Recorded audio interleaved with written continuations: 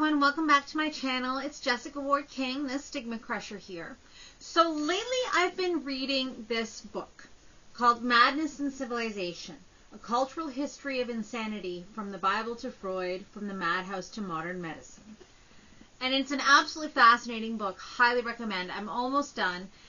It's a book with a variety of, there's images throughout the book. There's even a couple of collections here of color images that have been collected, and it really it looks at it from, there's definitely a Western-centric presentation to it, talking about the trends in Great Britain, the United States, Canada, and Europe, and just generally a more Western context. It does touch on a more Eastern or Oriental context a little bit, so that's maybe a piece where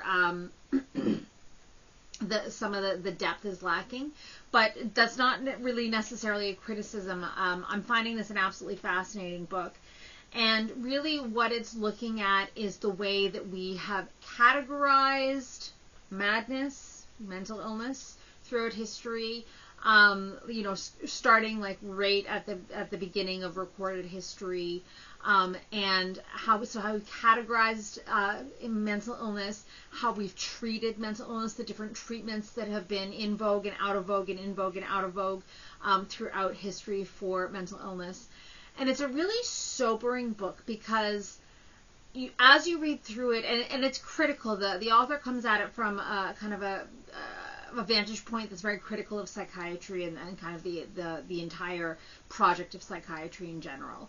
And the author chooses to use it and discusses at the beginning of the book that he chooses to use words like madness, insanity, crazy throughout the book, rather than sanitizing the language to something that we currently are using, which would be mental illness or cognitive decline or those like different kinds of what he almost describes as euphemisms. That the way that we've talked about mental illness throughout history has changed. And while we are currently at a juncture where we talk about mental illness and we talk about diagnoses, that hasn't always been the case. And in modern, common speak, that still isn't the case. And it's almost disheartening because you see this author coming at the entire project of psychiatry from a very critical viewpoint, and you see where we still haven't gotten that far in psychiatry. It's only been since really the 1960s that we've had medications that effectively treat some mental illness. And even then, there's a whole swath of treatment-resistant mental illness that doesn't respond to medications or responds initially, and then that response peters out. The medications that we do have quite significant side effects that really plague people with mental illness, that we haven't gotten very far in terms of diagnosis, that we're working with diagnostic categories. We still have kind of a mind-body divide where people are trying, to figure out whether mental illnesses are psychological or physical or both or neither or what they are. And so you can see throughout the book, and I'm not right at modern times yet. I've got maybe, let me see here now, less than 100 pages to go, but I'm not at modern times yet. But we'll see that we haven't gotten as far as we'd like in terms of the medical model, a medical description of an explanation and treatment of mental illnesses. We're still using electroconvulsive therapy. That's the frontline best treatment that we have for treatment-resistant depression and suicidality. And I mean, that is a treatment that has come under a lot of fire, but it's still being used because it's still our best defense. And the book kind of questions like how does shocking somebody treat their mental illness, and we still don't know the mechanisms by which it works. We don't really know what's causing or what the mental illnesses, or how the treatments that we are applying to them, medications, for example, or transcranial magnetic stimulation, how these things are working.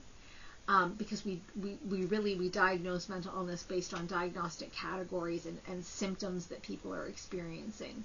And this collection of diagnoses that we have don't even necessarily correspond to the medical or scientific basis of these illnesses and these diagnoses, and so it's kind of disheartening.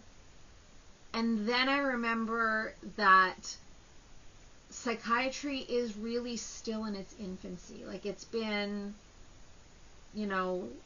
not very long that psychiatry has been a thing in the kind of grand scheme of things. And so it's still in its infancy, it's still developing.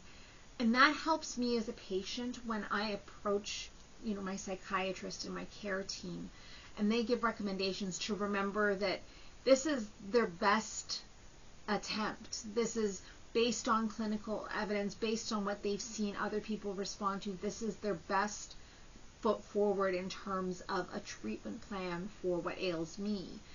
But it's not perfect. The side effects are real, and I don't have to submit to intolerable side effects to, in order to be treated, that I can speak up about side effects that are intolerable, and change to a different treatment plan, a different medication, perhaps change my diet as I have with ketogenic therapy, perhaps change my sleep pattern as I have with circadian rhythm therapies, and that, my medical doctors, while they are the authority on the treatment of mental illness for me, they are not it's not the final authority. It's still developing. Psychiatry is still developing. And that helps me put into perspective the recommendations that I'm getting from my care team. Not to discount them, not to lower them in my esteem in any way, but really just to put into perspective that, we're all trying. We're trying different things, and it's got to be a collaborative approach, and my voice matters in that approach. So, if a medication doesn't seem to be working, or is having intolerable side effects, or is having, the dosing regimen doesn't work. Like, for example, when I was on lurasidone, I had to take it with meals in order for it to have its maximum effect, but it put me to sleep within an hour and a half after taking it. And so if I took it with my supper, I was in bed by like 7 o'clock. And that wasn't working for me in terms of lifestyle, in terms of being able to get things done, have time with my family, get home from work, make supper, eat supper, have time with my family. It wasn't working there. And so all of these pieces have to be collaborative, where I get a say, and I'm an expert in my own body, my own lifestyle, my own care, and so that perspective helps me to be a better patient, helps me to live better with the illness that I have, with bipolar disorder, and so these kinds of critical appraisals of psychiatry can really help to put that into perspective. So highly recommend this book, and others like it. If you like to hear about the books that I'm reading, I read a lot about mental illness and the history of mental illness and stigma in psychiatry. I'm happy to give other book recommendations. Just comment in the comment box below and let me know, and I can certainly do that. Take care of yourselves this week, and I'll see you in my next one. Bye, guys. Stigma Crusher.